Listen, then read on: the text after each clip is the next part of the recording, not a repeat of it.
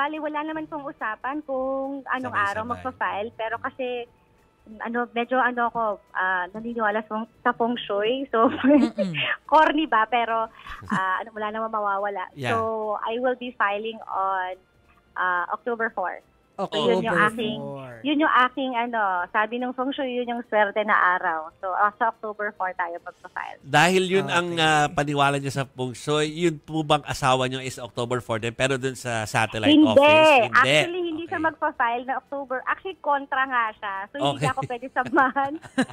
Hindi niya ako pwede samahan sa pag-file ko kasi kontra yung Chinese horoscope namin that day. So, mala siya nung araw na yun, kaya sabi ko, huwag ka sumama sa akin. So, sa ibang araw siya? Sa ibang araw siya magpa-file. Okay. So, sasamahan ko naman siya pag nag-file siya. So, Alam niyo po hindi ba niya ako pwede kung samahan. Kung kailan? Kung kailan ang kanyang lucky day? Oo. Inaantay pa namin dun. Sige. Sige. Okay. Basta mala siya sa October 4. Yeah. Okay, malinaw.